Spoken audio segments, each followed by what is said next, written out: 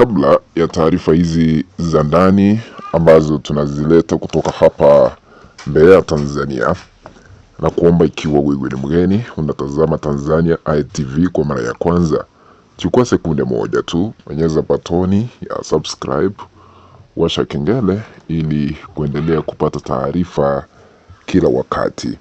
Cha muhimu na kuomba usisahau kubonyeza alama ya like na karibu. Ikiwa kuna kiongozi ambaye yu taabani anapokaa katika kiti cha uongozi, sio mwingine ila tu ni Samia Suluhu Hassan, rais wetu hapa Tanzania. Samia ameweza kutangaziwa hali hatari kubwa anapoendelea na uongozi wake, jambo ambalo limeweza kutetemesha taifa letu la Kenya baada ya tangazo maalum kutolewa dhidi yake na kurushwa chini ya gari ghafla. Sasa unavyotazama kwa skrini yako, tunataarifiwa sasa hivi kwamba mwaka ujao wa 2027 ukipenda 2027, unaposoma hapo chini, AFCON haitakuwepo Tanzania, kutakuwa na maandamano. Huyu anaitwa mwanaharakati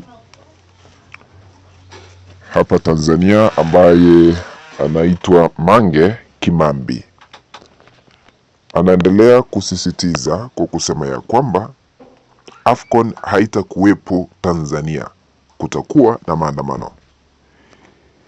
Hili ni tangazo la kutetemesha ambalo limetolewa dhidi ya Samia Suluhu Hassan ambaye amepanga mikakati ya AFCON, na sasa jambo hili limemsababisha kutoroka Ikulu.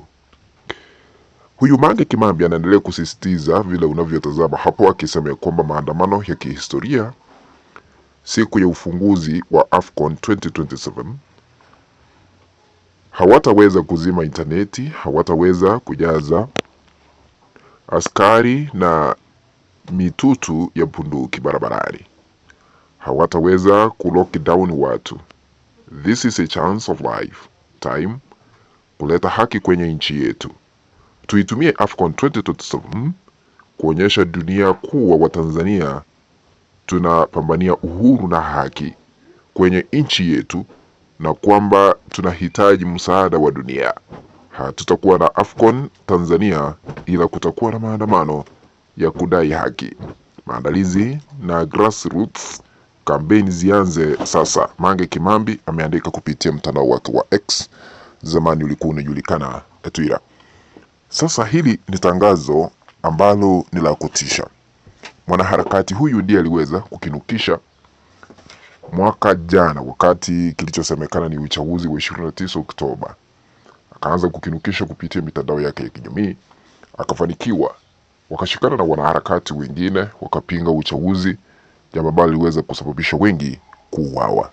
Na sasa amekinukisha kwa kusema ya kwamba AFCON haitakuwepo hapa Tanzania. Sasa ametangaza na kusema ya kwamba hatari hii lazima tutumie nafasi hii kuhakikisha ya kwamba Watanzania wamepata haki.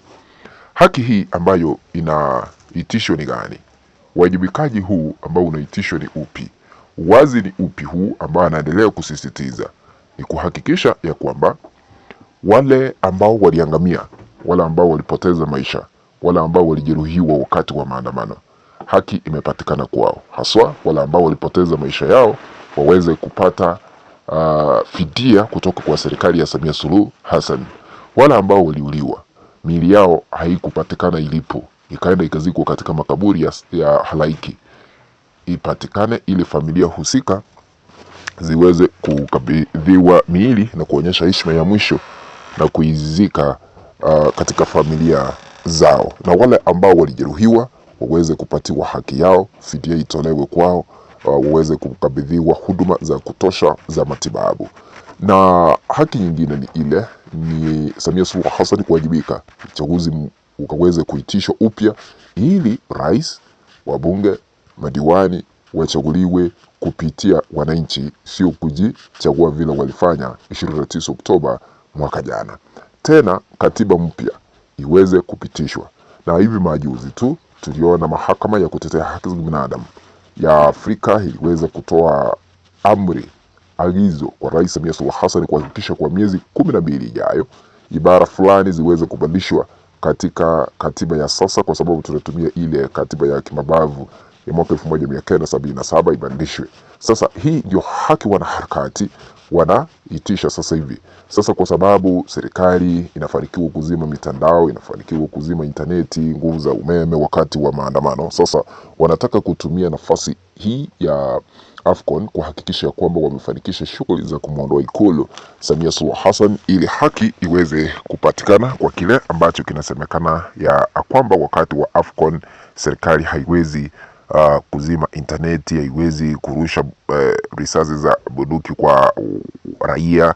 Sasa ndio maana wanataka kutumia nafasi hii kuhakikisha ya kwamba kimenukishwa Tanzania. Na haki nyingine, mwenyekiti wa kitaifa wa Chama cha Maendeleo na Demokrasia Tundu Lissu ameachiliwa kwa sababu kufikia sasa amezuiliwa gerezani Ukonga kwa mwaka mmoja sasa, kwa sababu tumeandikisha mwaka mmoja, ni siku chache zimesalia, karibu 6 hivi aweze kufunga mwaka akiwa gerezani, kwa sababu aliweza kutiwa mbaroni tarehe 9 mwezi wa 4 mwaka jana. Kwa hivyo akifikisha tarehe hizo atakuwa amefunga mwaka, na leo ni tarehe 2 sasa.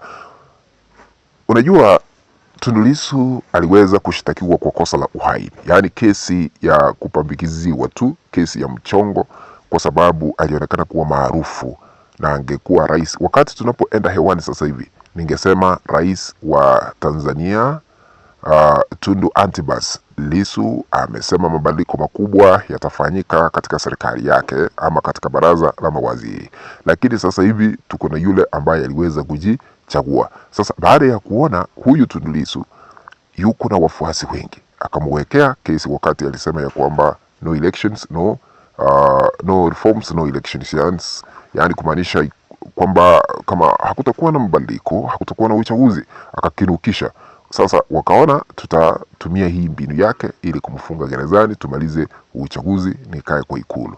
Samia akafanya hivyo hivyo na akafungia vyama vingine vya kisiasa humu nchini kuwania kiti cha urais. Ni yeye alikuwa anajipigania mwenyewe kwa debe katika kiti cha urais, na wale machawa wake aliweka pale eti simamia chama fulani cha kisiasa ili ionekane eti nilikuwa na wapinzani, ili hali hakukuwa na upinzani katika uchaguzi huo, na hakukuwa na uchaguzi. Maandamano yalitanda kila mahali.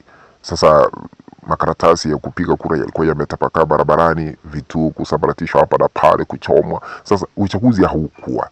Sasa hili limeonekana kuwakera wa Tanzania, mambo ya kuwateka nyara. Yaani ukiongea vibaya kwa serikali unakujiwa, unatekwa nyara, unapotezwa. Humphrey Polepole kufikia sasa hajulikani alipo, hamna yeyote ambaye anajua alipo sasa hivi. Yaani nguvu za kimabavu zinatumika na Samia Suluhu Hassan na jeshi lake la polisi. Kwa hivyo tutasubiri tuone kama haya yanaenda kutimia. Kufikia hapo nahitimisha taarifa hizi, tukutane baadaye. Lakini ikiwa hauja subscribe, na kuomba uchukue sekunde moja tu uponyeze button ya subscribe, washa kengele ili kuendelea kupata taarifa hizi kemkem kutoka hapa Mbeya, Tanzania kila wakati. Kwaheri kwa sasa.